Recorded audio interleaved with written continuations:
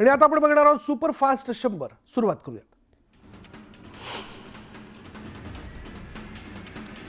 Beed police ठाण्यात बुधवारी 5 पलंग आणण्यात आले होते आणि मात्र 5 पलंगांपैकी एक पलंग आज गायब झालाय. त्यामुळे एक पलंग नेमका गेला कुठे याची जोरदार चर्चा सुरू आहे.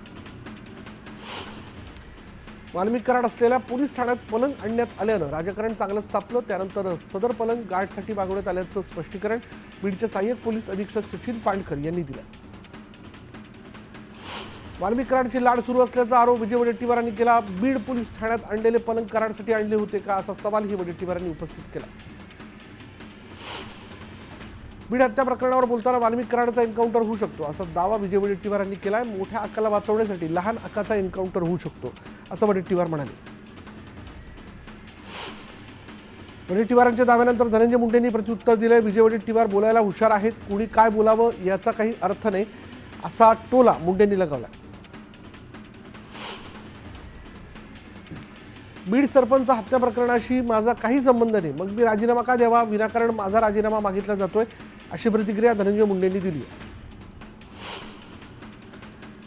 धनंजय मुंडे यांनी चंद्रशेखर बावनकुळेंची भेट घेतली. यावेळी मुंडे आणि बावनकुळे यांच्यात बंद दाराआड चर्चा झाली. बीड प्रकरणानंतर दोघांच्या भेटीमुळे चर्चांना उधाण आले. बीड हत्या प्रकरणाचा खटला बीड जिल्ह्याबाहेर चालला पाहिजे, हा खटला बीडमध्ये चालू नये अशी मागणी खासदार संजय राऊतांनी केली. तपासाला गती आणि दिशा मिळू द्या, प्रकरणाला राजकीय वळण मिळू नये अशी आमची इच्छा आहे असं राऊत म्हणाले. खासदार संजय राऊतांनंतर अंबादास दानवेंनीही सरपंच हत्या प्रकरणाचा खटला बीड जिल्ह्यात चालवू नका, बीड बाहेर चालवावा अशी मागणी केली आहे. कराडच्या अटकेनंतर लुटूपुटूची लढाई सुरू झाली अशी टीका दानवेंनी केली.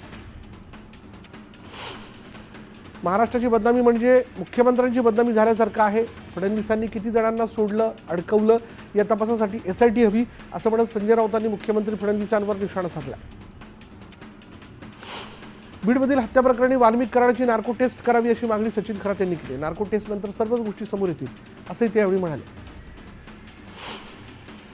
सरपंच संतोष देशमुख हत्या प्रकरणातील मुख्य आरोपी सुदर्शन घुलेच्या शोधासाठी 7 पथकं विविध राज्यासह देशभरात रवाना झाली आहे. सुदर्शन घुले देश सोडून गेल्याची माहिती CIDच्या हाती लागल्याची माहिती सूत्रांनी दिली.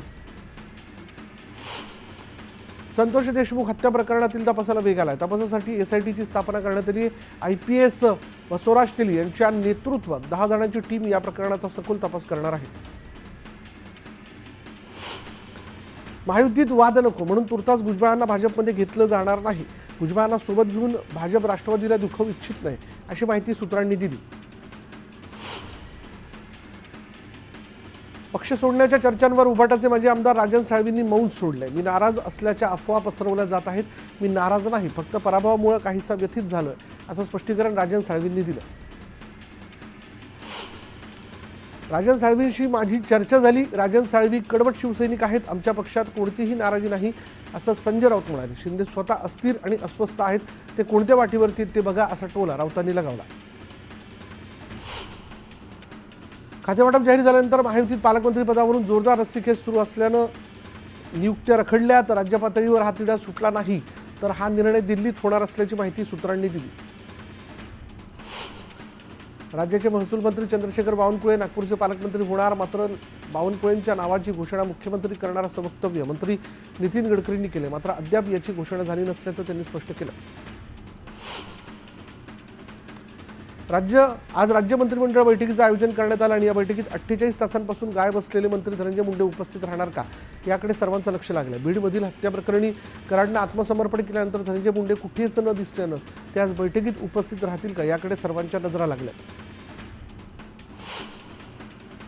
मुख्यमंत्री फडणवीसांची भेट घेतल्यानंतर छगन भुजबळ परदेश दौऱ्यावर गेले होते आणि आज भुजबळ नाशकात परतणार आहेत. मंत्रिपद मिळाल्यानं नाराज असलेले भुजबळ नक्की काय भूमिका घेणार याकडे सर्वांचंच लक्ष लागलं.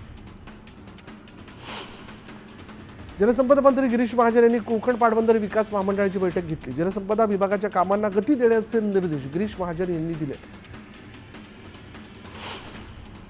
नितेश राणेंनी राहुल गांधींसह प्रियंका गांधींवर टीका करताना केरळ राज्याची तुलना पाकिस्तानशी केली. या प्रकरणी त्यांच्यावर गुन्हा दाखल करण्यात यावा अशी मागणी युवक काँग्रेसचे प्रदेश सरचिटणीस रोहन सुरवसे पाटील यांनी केली. राज्यातील 963 शेतकऱ्यांना सरकारकडून दिलासा मिळाला. 4949 जमिनी शासन जमा झाल्या होत्या आणि त्या पुन्हा शेतकऱ्यांच्या नावावर करण्याचा निर्णय सरकारने घेतला. सरकारी कर्मचाऱ्यांचं वेतन आता मुंबई जिल्हा बँकेतून होणार आहे आणि यासाठी वित्त विभागाकडून प्रस्तावाला मंजुरी देण्यात आली.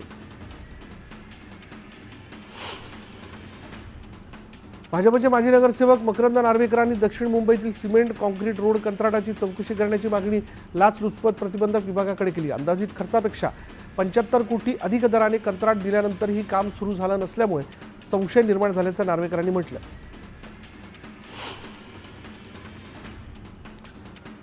राज्य मंत्रिमंडळाची बैठक आता दर मंगळवारी होणार आहे आणि याचा निर्णय आजच्या बैठकीत घेण्यात आला. मुख्यमंत्र्यांनी सर्व मंत्र्यांना गतिमान कारभार करण्याच्या सूचना दिल्या.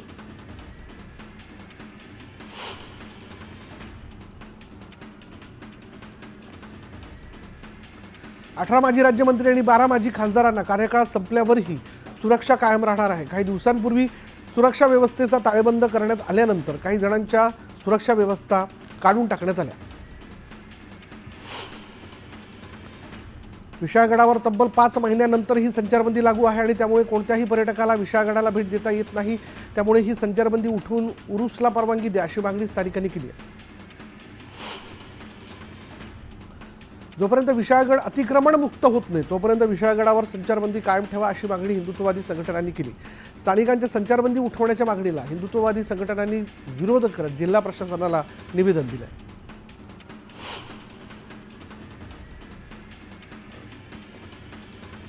कल्याण हत्याकांडातील आरोपी विशाल गवळी आणि त्याची पत्नी यांच्या पोलीस कोठडीत 2 दिवसांची वाढ करण्यात आली. अजून 2 दिवस त्यांना पोलीस कोठडी सुनावण्यात आली. कल्याणमधील अल्पवयीन मुलीचं अपहरण करत हत्या केल्याप्रकरणी मृत महिलेच्या कुटुंबानं आक्रोश केला. यावेळी आरोपी विशाल गवळीला फाशी देण्याची मागणी मुलीच्या घरच्यांनी केली. कल्याणमधील 13 वर्षीय मुलीचं अपहरण करून तिची हत्या केल्याप्रकरणी कल्याण न्यायालयाच्या बाहेर नागरिकांनी मानवी साखळी करत आंदोलन केलं. मुलीच्या हत्यारांना तात्काळ फाशीची शिक्षा द्या अशी मागणी करण्यात आली. कोल्हापूरमध्ये स्मार्ट मीटरला विरोध करत उभाटा पक्षाने महावितरणवर कंदील मोर्चा काढला. यावेळी स्मार्ट मीटर रद्द करण्याची मागणी करण्यात आली आहे. छत्रपती संभाजीनगरचे पालिका आयुक्त जी श्रीकांत यांच्या प्रशासकीय काळात मोठ्या प्रमाणात भ्रष्टाचार झाल्याचा आरोप आमदार प्रशांत बंब यांनी केलेला आहे आणि या प्रकरणी कारवाईची मागणी करण्यात आली आहे. यावलमध्ये भाजपच्या वतीनं सदस्य नोंदणी अभियान घेण्यात आलं. यासाठी आमदार अमोल जावळे यांच्या उपस्थितीत बैठक घेण्यात आली. कोल्हापुरातील एक अजब प्रकार समोर आला आहे. रस्त्यात अँब्युलन्सला स्पीड ब्रेकरचा धक्का बसल्यानं मृत व्यक्ती जिवंत झालाय. संबंधित व्यक्तीच्या अंत्यसंस्काराची तयारी सुरू असताना अचानक जिवंत व्यक्ती घरी आल्यानं सर्वांनाच सुखद धक्का बसलाय. देशाच्या केंद्रीय कृषी मंत्री शिवराज सिंग चौहान यांनी सहकुटुंब साई दरबारी साईबाबांचं दर्शन घेतलं. दुपारच्या मध्यान्ह आरतीलाही ते उपस्थित होते. यावेळी त्यांनी कृषी केंद्रात जात शेतकऱ्यांशी संवाद देखील साधला. अभिनेता सोनू सूद यानं सहपरिवार साईबाबांच्या मध्यान्ह आरतीला हजेरी लावली. सोनू सूद यांचा फतेह हा चित्रपट प्रेक्षकांच्या भेटीला येणार असून सिनेमाच्या यशासाठी त्यांनी साईचरणी प्रार्थना केली. अक्कलकोट इथल्या स्वामी समर्थ मंदिरात 2 आठवड्यात तब्बल 15 लाख भाविकांनी स्वामी समर्थांचं दर्शन घेतलं. लाखो भाविकांनी अक्कलकोटची पावन धरती गजबजून गेली. माळशिरस तालुक्यातील इस्लामपुरा श्री सिद्धनाथ जोगेश्वरी मंदिराचा जीर्णोद्धार करण्यात आला.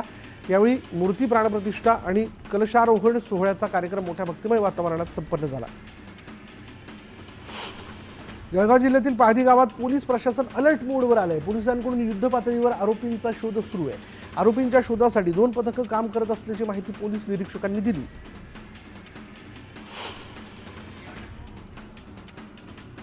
जळगावच्या पाळधी गावात झालेल्या दंगलीनंतर दोन्ही गटाने केलेल्या तक्रारीवरनं दोन्ही गटातील सुमारे 30 ते 35 जणांविरुद्ध गुन्हा दाखल करण्यात आला. दरम्यान पोलिसांनी एका गटातील 7 जणांना अटक केली असून त्यांना न्यायालयाने 2 दिवसांची पोलीस कोठडी सुनावली. पाळधी झालेल्या लुटमार आणि जाळपोळ करणाऱ्या गुन्हेगारांना अटक करण्यात यावी अशी मागणी करण्यात येते आणि त्याचसह नुकसानग्रस्त व्यक्तींना प्रत्येकी 25 लाख नुकसान भरपाई देण्याची मागणी एकता संघटनेनं केली आहे. छत्रपती संभाजीनगरच्या शाळेत धुडगूस घालणारा रेडा मनपाला अजूनही सापडलेला नाही. मनपाकडून स्मार्ट सिटीच्या सीसीटीव्हीच्या आधारे रेड्याचा शोध सुरू आहे. भोसरीचे आमदार महेश लांडगे यांनी आयोजित केलेला आमदार केसरी पर्व बैलगाडा शर्यतीत मावळच्या बैल जोडीनं प्रथम क्रमांक पटकावला। या शर्यतीत जुगलबंदी लावण्यात आली होती आणि ही जुगलबंदी पाहण्यासाठी नागरिकांनी मोठ्या प्रमाणात गर्दी केली। सोलापूर जिल्ह्यातील बार्शी तालुक्यातून मागील 4 दिवसांपासून गायब झालेला वाघ अखेर चारे गावात आढळून आला। या वाघानं एका गायीची शिकार केली असून ही घटना वन विभागाच्या कॅमेऱ्यात कैद झाली आहे। मागील आठवड्यात ढगाळ वातावरण आणि त्यानंतर झालेल्या अवकाळी पावसामुळे गायब झालेल्या थंडीची पुन्हा एकदा मालेगाव मनमाडसह नाशिक जिल्ह्यात त्याचं आगमन झाले। मालेगावचा पारा 12 अंशांवर गेल्यानं सर्वत्र थंडीची लाट पसरली। हिंगोली जिल्ह्यातील ढगाळ वातावरण आणि धुक्यामुळे शेती पिकांना फटका बसलाय। औंढा नागनाथ तालुक्यातील हिवरा येथे कलिंगडाचंही नुकसान झालं। जवळपास 2.5 एकर शेतातील कलिंगडाचा वेल सुकून गेला। बीड जिल्ह्यात ढगाळ वातावरणामुळे हरभरा पिकावर घाटे अळीचा आणि कीड रोगांचा प्रादुर्भाव झाला। त्यामुळे हरभरा पीक धोक्यात आलं असून उत्पादन घटण्याची शक्यता वर्तवली जाते। तुळजापुरातील मंदिर संस्थांच्या विकास कामांची जिल्हाधिकारी डॉक्टर ओंबासेंकडून पाहणी करण्यात आली।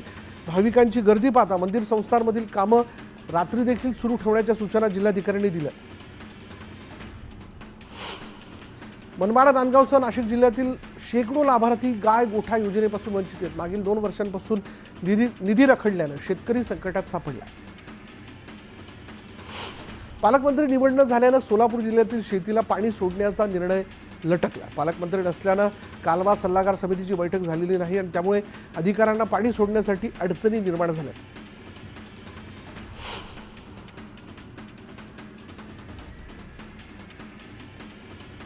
जालन्यात जनावरं कोंबून नेणारा आयशर ट्रक पोलिसांनी पकडला आणि आयशर ट्रक पोलिसांनी अडवत तपासणी केली असता त्यात 16 बैल कोंबून भरलेले आढळून आले आणि या प्रकरणी पोलिसांनी चालक मंगेशवर गुन्हा दाखल करत सर्व गोवंशाची सुटका केली।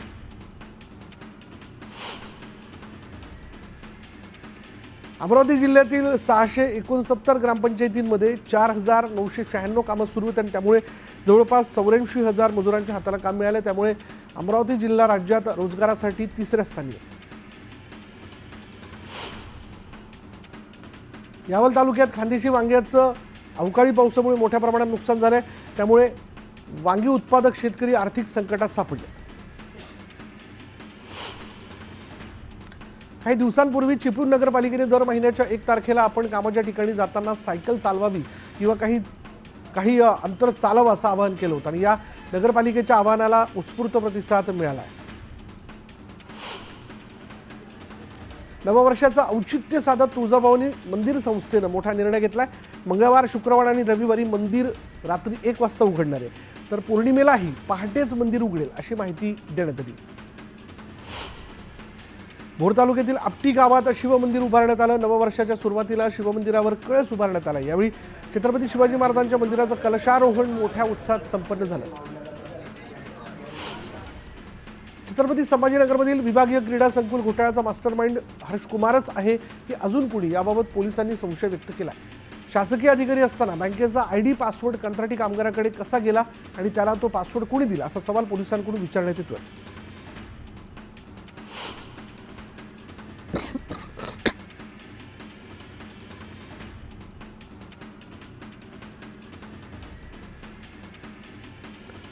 अकोला नगरपालिकेने स्वाती इंडस्ट्रीजला दिलेलं कंत्राट रद्द केल्यानंतर महापालिका परिसरात ठाकरे गटाकडून जल्लोष करण्यात आला। महापालिका आवारात फटाके फोडून आणि अधिकाऱ्यांचा सत्कार करून लाडू वाटप करत आनंद साजरा करण्यात आला।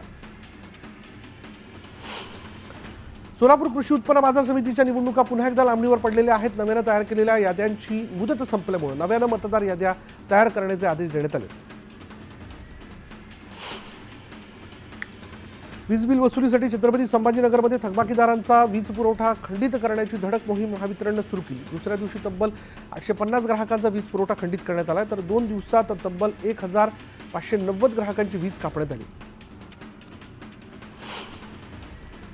जायकवाडी धरणातील पाणी सोडण्यावरनं दरवर्षी होणाऱ्या वादावर तोडगा काढण्यासाठी उच्चस्तरीय समितीची स्थापना करण्यात आली। त्यानुसार मराठवाड्यासाठी आता धरण साठ्यावर नाही तर दुष्काळात गरजेनुसार पाणी सोडण्याची शिफारस करण्यात आलेली आहे।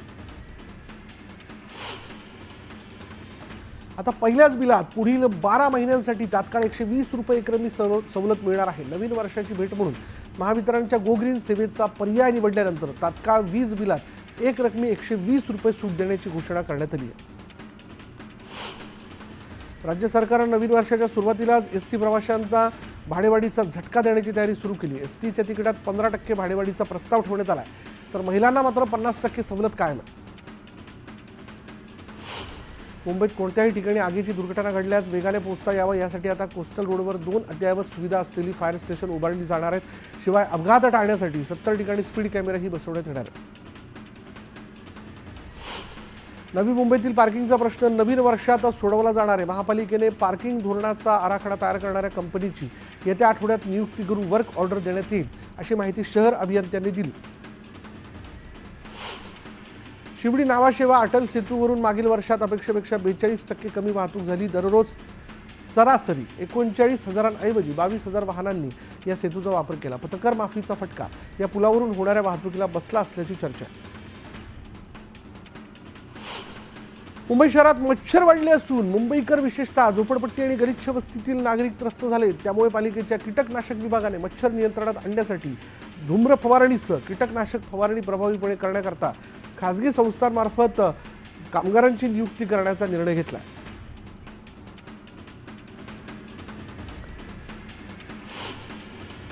आणि आता वेळ झाली एका ब्रेकची. ब्रेक घेऊयात. पहा फक्त न्यूज 18 लोकमत.